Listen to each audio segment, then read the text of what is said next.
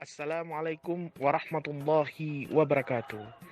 Sahabat ITMI dimanapun Anda berada, selamat menyambut bulan suci Ramadan 1443 Hijriah. Mari kita dengarkan sambutan Ketua Umum Ikatan Tunanetra Muslim Indonesia dalam menyambut bulan suci Ramadan. Selamat mendengarkan.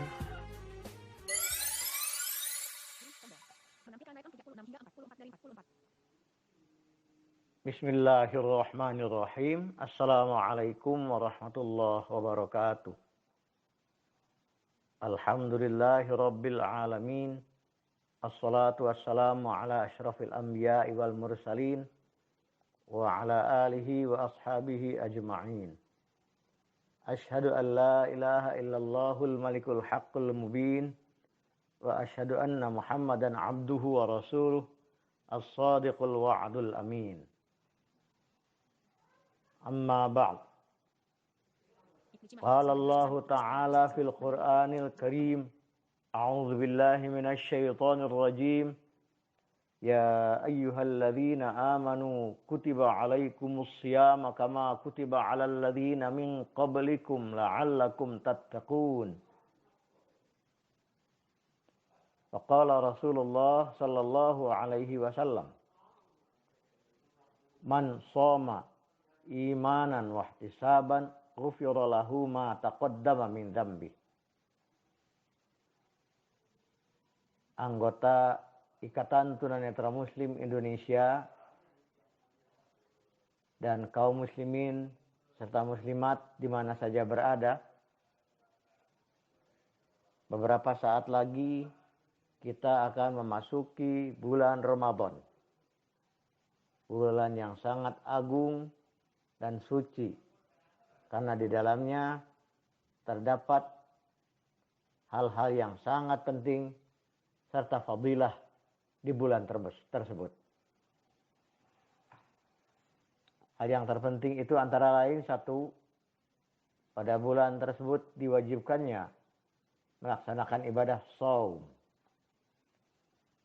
Allah berfirman dalam surah Al-Baqarah ayat 183. A'udzu billahi minasy syaithanir rajim. Ya ayyuhalladzina amanu kutiba 'alaikumus syiyam. Hai orang-orang yang beriman, telah diwajibkan atas kalian ibadah shaum. Kama kutiba 'alal ladzina min qablikum.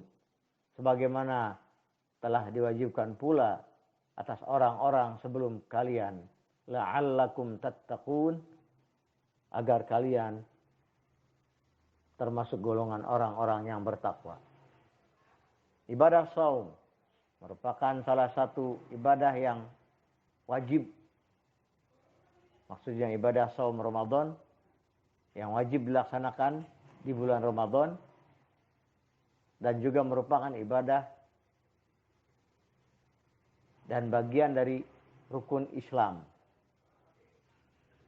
Shaum mengandung arti menahan diri dari segala hal yang dapat membatalkannya, seperti makan, minum, berseraga atau hubungan suami istri. Selain itu juga, agar nilai shaum kita semakin baik, maka hendaknya shaum tersebut ditambah dengan amalan-amalan yang bermanfaat, seperti tadarus Al-Quran, mengkaji ilmu dan keislaman, menginfakkan sebagian harta dalam bentuk zakat fitrah dan zakat mal, serta bersedekah di bulan tersebut, yaitu bulan Ramadan. Semuanya akan mempunyai nilai pahala yang berlipat ganda dibandingkan dengan bulan-bulan selain bulan Ramadan. Ramadan itu sendiri mengandung arti pembakaran, penempaan. Jadi pada bulan Ramadan, jiwa, pribadi, dan fisik kita ditempa untuk menahan diri, baik dari nafsu biologis seperti makan, minum, atau hubungan suami istri bagi yang telah bersuami atau beristri, tapi juga menahan dari hal-hal yang membuat hampa puasa, seperti ucapan kasar, kotor, menggibah, atau namimah, berbuat adu domba, apalagi memfitnah. Maka Ramadan ini hendaknya dijadikan sebagai bulan penempaan, pengendalian hawa nafsu, dan pengendalian diri dari hal-hal yang dapat membatalkan puasa atau membuat hampa puasa atau membuat hampa saum. Maaf. Lanjutnya yang kedua, sabda Rasulullah Shallallahu Alaihi Wasallam, man soma imanan wahtisaban. Barang siapa yang melaksanakan ibadah saum di bulan Ramadan atas dasar keimanan dan mengharap ridho Allah, ghufira lahu ma taqaddama min dzambi. Diampuni dosa-dosanya pada tahun-tahun yang sebelumnya. Betapa tingginya nilai saum di bulan Ramadan. Andai kata kita laksanakan atas dasar keimanan dan mengharap ridho Allah, insya Allah dosa-dosa kita di tahun-tahun yang lalu diampuni Allah. Tentu saja saum tersebut tidak hanya sekedar menahan lapar dan haus, tetapi menahan hal-hal yang seperti disampaikan di atas. Yang ketiga adalah membayar zakat fitrah atau zakat yang lainnya, atau memberikan infak dan sedekah kepada yang berhak. Zakat juga merupakan salah satu dari rukun Islam dan wajib hukumnya bagi umat Islam,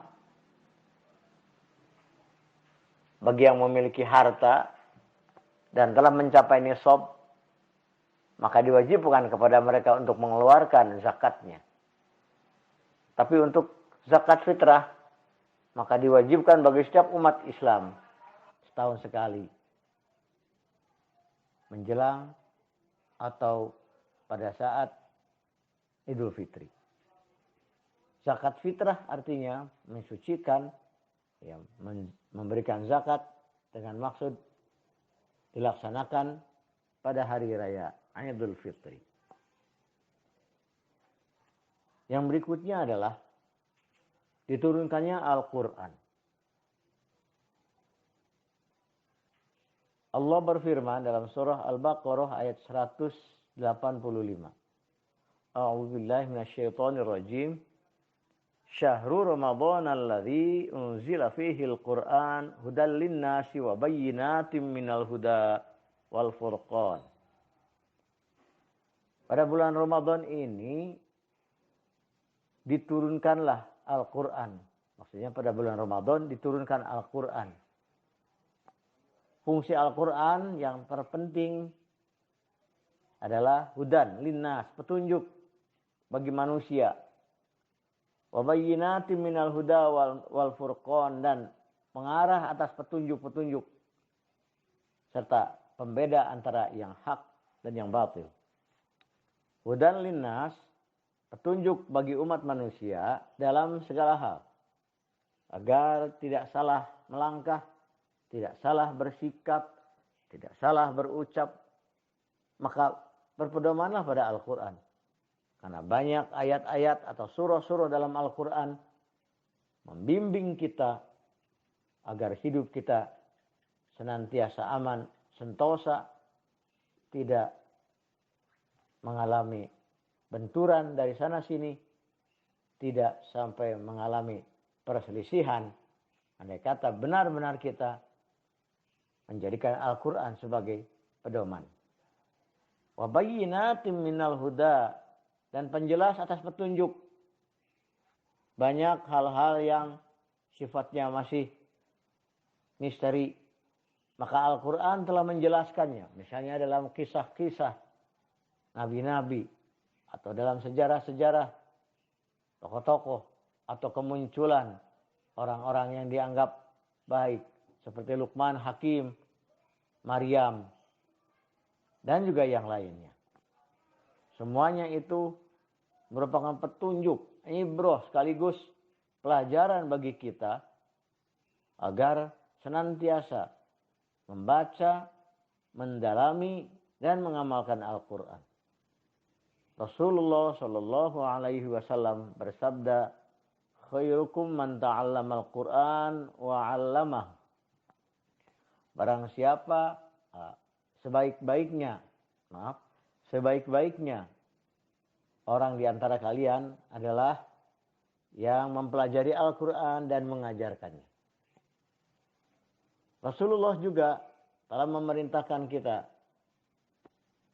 dalam salah satu sabdanya, yaitu nawwiru manazilakum bis shalah wa qiraatil Qur'an. Sinarilah, makmurkanlah, ramaikanlah rumah-rumahmu, tempat tinggalmu dengan sholat, maksudnya sholat sunnah, wa qiraatil Qur'an, dan bacaan Al-Quran. Jadi kalau kita mau baca Quran supaya ramai, supaya semarak, maka akan lebih tepat kalau itu dilakukan di rumah kita, di tempat tinggal kita. Dan kalau mau melaksanakan sunnah, juga itu lebih baik di rumah kita. Al-Quran juga merupakan pembeda antara yang hak dan yang batil. Telah tegas dalam Al-Quran dinyatakan bahwa yang hak adalah hak dan yang batil adalah batil. Allah berfirman dalam surah Al-Baqarah ayat 43, A'udzubillahi minasyaitonirrajim. Wala talbisul haqqo bil batili. Dan janganlah engkau campur adukan antara yang hak dan yang batil. Wataktumul haqqo, dan hendaknya kamu menegakkan yang benar atau yang hak, wa antum ta'lamun, sedangkan engkau mengetahui.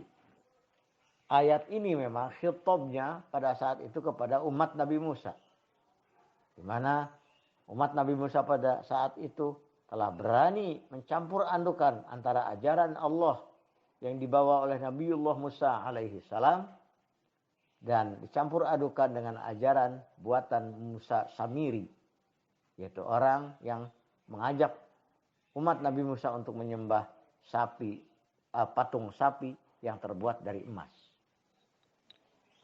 Islam mengajarkan pada umatnya agar bersikap tegas.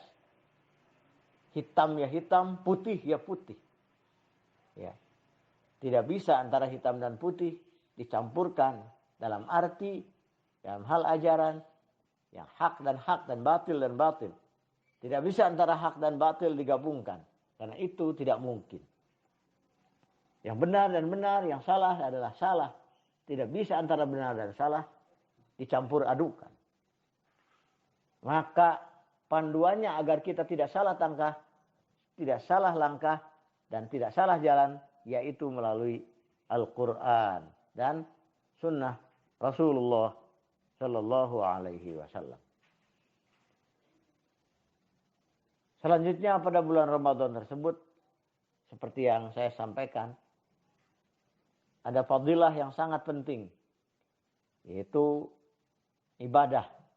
Apakah itu tadarus Al-Quran atau qiraatul Quran, ya, mempelajari Al-Quran, membaca Al-Quran, atau menambah thaqafah Islamiyah, wawasan keislaman, maka nilainya, asal diniatkan dengan ibadah, nilainya, nilai pahalanya akan berlipat ganda dibandingkan dengan bulan-bulan selain bulan Ramadan.